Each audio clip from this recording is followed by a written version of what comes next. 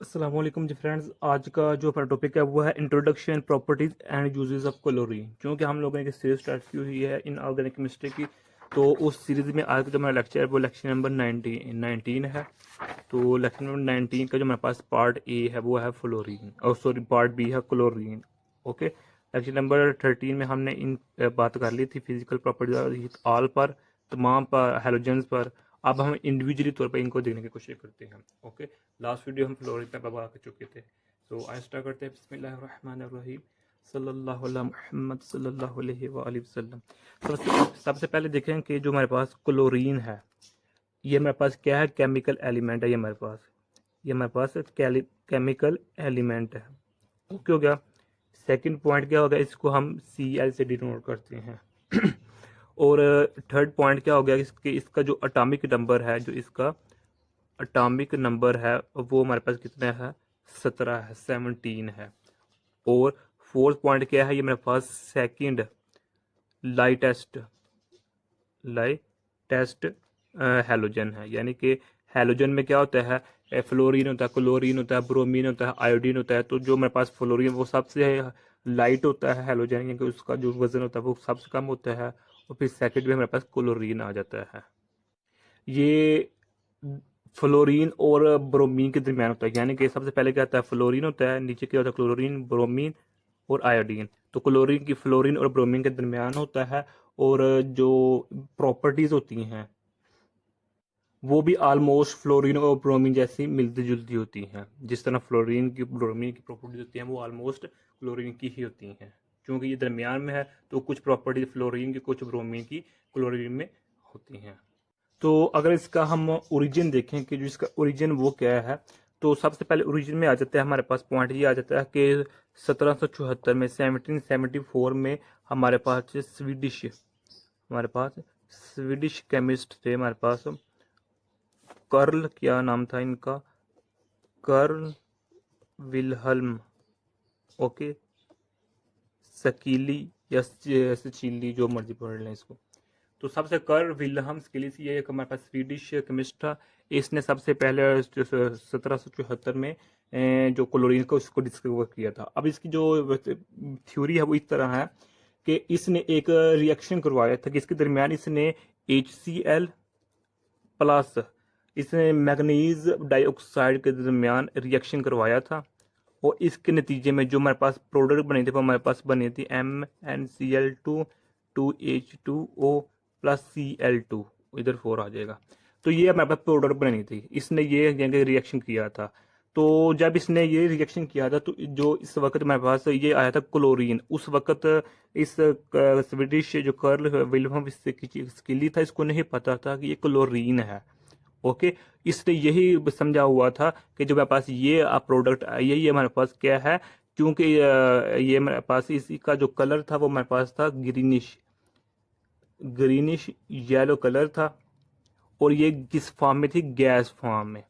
तो उस चूंकि उस वक्त जो गैस होती थी, गैस को उस वक्त कहते थे, गैस का एक नाम था पुराना, एयर्स। ओके, तो चूंकि ये गैस फॉर्म में थी तो जो स्किली था ये क्या था? ये एयर्स, यानी कि ये गैस है तो इसलिए इसमें ऑक्सीजन ज्यादा है। बस इसने यहाँ तक ही काम किया था। आगे मजीद इसने ये नहीं कहा था कि क्लोरीन है, ये ऐसे ऐसे नहीं है।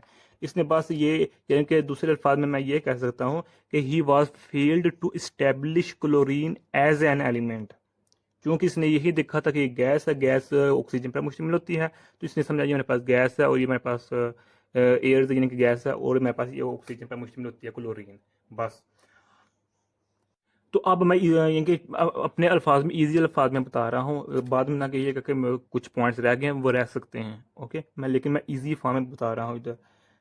तो बाद में जो आने वाले साइंटिस्ट केमिस्ट से, उन्होंने, मैं काफ़ी केमिस्ट से, उन्होंने इस पर यानी कि काम किया कि उन्होंने क्या किया कि जो मेरे पास ये स्कैली का जो मेरे पास था रिएक्शन, उसने उन्होंने बाद में आने वाले जो हमारे पास थे केमिस्ट, उनमें जो हमारे पास नाम आता है सबसे ज़्यादा वो आता जाता है क्लाउड बर्थोलेट। ओके, ये एक मशहूर है केमिस्ट। इसके अलावा और भी थे, उन्होंने भी इस पर काम किया था। उन्होंने ये कहा था कि जो मेरे पास कैली ने जो रिएक्शन करवाया था इसके नतीजे में जो मेरे पास क्लोरीन बना था, उसने तो ये कहा था कि ये चूंकि गैस और गैस ऑक्सीजन पर मुश्तमिल होती है, तो इसलिए ये उसने गलत किया था। रिएक्शन ठीक हो गया था, प्रोडक्ट भी सही बन गई थी, लेकिन उसका जो नज़रिया था इसके मुतालिक वो गलत था कि वो कहता था गैस है, लेकिन असल में ये गैस नहीं है। तो फिर बाद वाले जो आए थे उनमें ये भी शामिल था, तो उन्होंने कहा था कि जो हमारे पास ये क्लोरीन है ये कम्बिनेशन है। ये क्या है? कम्बिनेशन किस चीज़ का? ऑक्सीजन का प्लस एक एक अननोन चीज़ है इसके अंदर। ये दोनों कम्बिनेशन हो तो हमारे पास ये बनता है। ये कौन कह रहे हैं? बाद में आने वाले जो केमिस्ट हैं वो कह रहे हैं। अच्छा, बाद में फिर जो हमारे पास था यानी कि ऑलमोस्ट 1809 में, 1809 में जो हमारे पास थे काफ़ी थे साइंसदान कह लें, जिनमें हमारे पास था जोसेफ लॉइस, ये मशहूर है, ये भी था। और इसके अलावा गे ल्यूसैक, ये भी था। ये साइंटिस्ट के नाम है। ओके, तो L-U-I-L-U-I-U-S,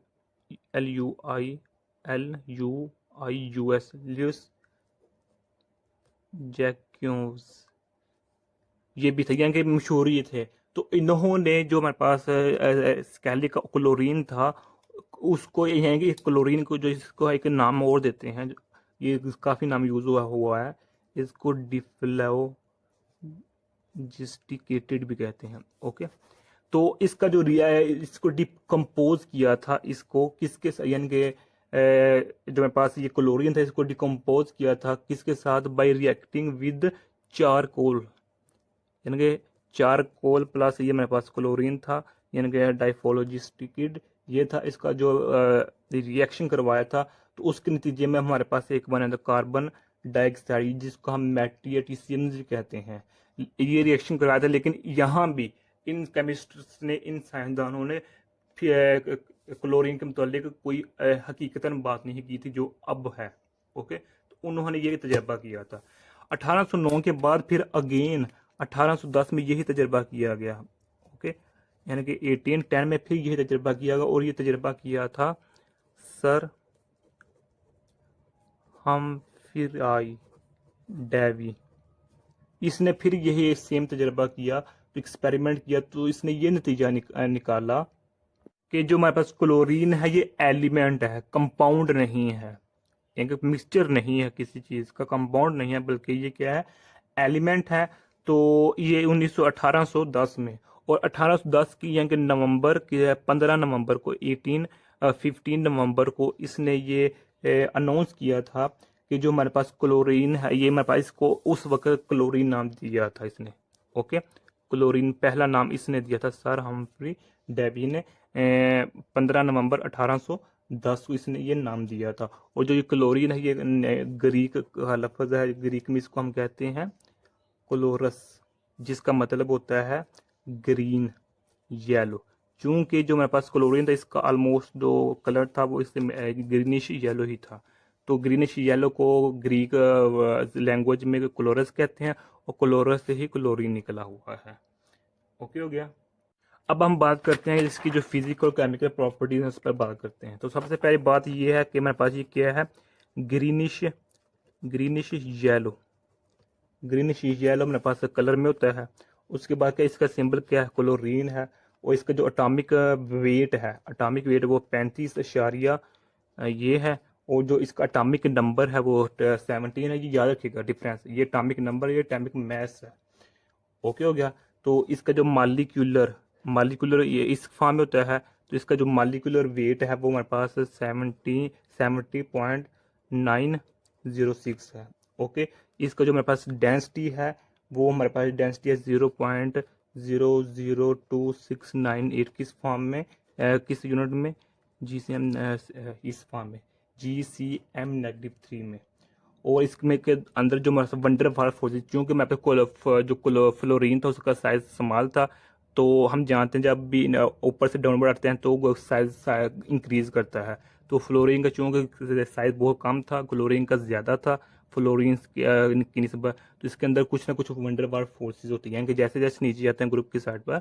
तो यहाँ के फ्लोरीन था, क्लोरीन, ब्रोमीन और आयोडीन। नीचे एक साइज इंक्रीज होता जाता है। तो इस आयोडीन में सबसे ज़्यादा वन बाय फोर्सेज होती है, इसमें कम होती हैं, इसमें कम होती है, इसमें बहुत कम होती हैं। तो इसमें जो हमारे पास क्लोरीन में वन बाय फोर्सेज हैं वो हमारे पास 0.127 नैनोमीटर होती हैं। डन हो गया। तो ये हमारे कुछ चीज़ें थी। तो इसके अलावा हमारे पास जो ये पीरियड है ये थर्ड पीरियड में है हमारे पास। ओके, थर्ड पीरियड में है। उसके अलावा अगर इसकी हम बात करें कि ये नॉर्मल टेम्परेचर पर यानी कि 20 सेल्सियस स्केल पर गैस होता है। अगर गैस को यानी कि टेम्परेचर डिक्रीज करे तो ये यानी कि लिक्विड और सॉलिड फॉर्म में भी चला जाता है। उसके अलावा इसकी जो इलेक्ट्रॉनिक कन्फिग्रेशन की बात करें तो वो ये हमारे पास ये होती है 3s2 और 3p-F, यानी कि दो कितने हो गए 7 7 2 7 से ये इसका 10 यानी कि 5 इसके हो गए प्लस 2 इसमें को प्लस ये यानी कि मुकम्मल 17 हो गया एटॉमिक नंबर। ओके, ये देखें ये वाला। तो अब इसमें जो इसका आइसोटोप्स होते हैं वो हमारे पास दो होते हैं, Cl35 होता है और सेकेंड Cl37 होता है। ओके हो गया। अगर हम इसके मेल्टिंग और बॉइलिंग पॉइंट्स की बात करें कि जो हमारे पास इसका मेल्टिंग मेल्टिंग पॉइंट हमारे पास क्या है, इसका -101 सेल्सियस स्केल है और जिसका बॉइलिंग पॉइंट वो हमारे पास -34.6 सेल्सियस स्केल है। यानी कि मेल्टिंग पॉइंट क्या होता है हमारे पास कि सॉलिड से लिक्विड में जाना और बॉइलिंग पॉइंट होता है क्या होता है कि लिक्विड से गैस फॉर्म में जाना। ओके हो गया। तो ये हमारे पास थी। अगर इसका हम बात करें कि जो हमारे पास 6 यूजेस की बात करें इसके, अच्छा तो यूजेस पर इसके जो कुछ रिएक्शन देख लेते हैं कि जो हमारे पास होता है क्लोरीन, ये सल्फर एटम के साथ, सल्फर ये एटम है, मेटल है सॉरी, मेटल के साथ मिलकर ये बनाता है क्लोरीन। और क्लोरीन की बात करें हम वाटर के साथ और ये इसके साथ मिलकर हमारे पास क्या बनाते हैं OCl negative 2H plus Cl negative, ये भी बनाते हैं। ओके, अगर इसके अलावा और बात रिएक्शन की बात करें तो इसमें आ जाता है Cl, यानी कि हम अगेन लिख लेते हैं वाटर के साथ जो इसका रिएक्शन करवाते हैं तो हमारे पास HClO प्लस HCl बनता है। ओके हो गया। यानी कि ये भी फॉर्म बनती है क्लोरीन के वाटर के साथ और ये भी बनती है। अगर हम बात करें क्लोरीन की इसके हाइड्रोजन के साथ कि हाइड्रोजन के साथ रिएक्ट तो हमारे पास 2HCl ये बनता है। अगर हम बात करेंगे क्लोरीन कैल्शियम के साथ जब रिएक्ट करता है तो हमारे पास CaCl2 बनता है। अगर सिमिलरली अगर मैग्नीशियम की बात करें तो हमारे पास MgCl2 बनता है। सिमिलर अगर हम Cl2 प्लस F2 की बात करें, ये लाइट की मौजूद यानी इधर टेम्परेचर देना पड़ेगा तो ये हमारे 2Cl, यानी कि जो क्लोरीन होता है ये हेलोजन के साथ भी और मेटल्स के साथ भी और वाटर के साथ भी मिलकर बनता है, रिएक्शन करता है जो कि हमारे पे क्लोरीन होता है। उसके अलावा जो हमारे पे क्लोरीन होता है ये बेस के साथ भी मिलकर क्या बनता है, बनाता है, रिएक्शन करता है। तो इसके नतीजे में हमारे पास NaCl plus NaOCl plus H2O बनता है। ये क्लोरीन जब भी ये हमारे पास क्या है बेस है। ओके, तो ये हमारे पास क्या है, ये टर्म क्या है हमारे पास सोडियम क्लोराइड है। डन हो गया। तो ये इसके क्या थे रिएक्शंस थे। अगर हम इसके यूजेस की बात करें तो इसके यूजेस में जो ज़्यादातर यूज़ है वो क्या है, इसके जो क्लोरीन होता है इसको हम यूज़ करते हैं वाटर को प्यूरिफाई करने के लिए, प्यूरिफिकेशन ऑफ वाटर के लिए हम क्लोरीन का यूज़ करते हैं। और एक अंदाजे के मुताबिक जो सिर्फ यूनाइटेड स्टेट्स में जो क्लोरीन का 6% इस्तेमाल होता है, 6% वो सिर्फ वाटर को प्यूरिफाई करने के लिए इस्तेमाल होता है। इसके अलावा अगर हम क्लोरीन की बात करें इसको हम पेपर बनाने में भी यूज़ कर सकते हैं। इसके अलावा इसको हम पल्प इंडस्ट्री में भी यूज़ करते हैं। पल्प इंडस्ट्री में मिसाल के तौर पर वहाँ जो ब्लीचेस बनती हैं उसमें भी यूज़ करते हैं। उसके अलावा जब हमारे पास क्लोरीन होता है ये हमारे पास इथीन या इथाइलिन के साथ जो मिलकर इथाइलिन डाइक्लोराइड बनता है। मिसाल के तौर पर जो हमारे पास ये होता है इसके साथ मिलकर हमारे पास क्या बन जाता है, ये हमारे पास क्या इथीन है, ये हमारे पास क्लोरीन आपस में मिलकर क्या बनाते हैं इथाइलिन डाइक्लोराइड। ओके, तो यही आज का इतना सा टॉपिक था। तो अगर आप बात करें इसके जो मज़ीद यूजेस हैं, मज़ीद यूजेस में हमारे पास क्या नाम लेते हैं, इसको हम जो हमारे पास स्विमिंग पूल होते हैं। ओके, स्विमिंग जो हमारे पास पूल्स होते हैं, स्विमिंग पूल्स की सफाई के लिए भी इसको हम यूज़ करते हैं। ओके, इसके अलावा अगर हम पेपर की बात करें तो पेपर बनाने में भी हम इसको क्लोरीन को यूज़ करते हैं। उसके अलावा अगर हम पानी की प्यूरिफिकेशन करना चाहते हैं तो वहाँ भी हम इधर क्लोरीन को यूज़ करते हैं। पानी की यानी कि पानी में जो बैक्टीरियाज होते हैं उनको मारने के लिए हम यानी कि क्लोरीन का यूज़ करें। इसके अलावा इसको हम एज एंटीसेप्टिक भी यूज़ करते हैं क्लोरीन को। तो ये इसके यूजेस थे।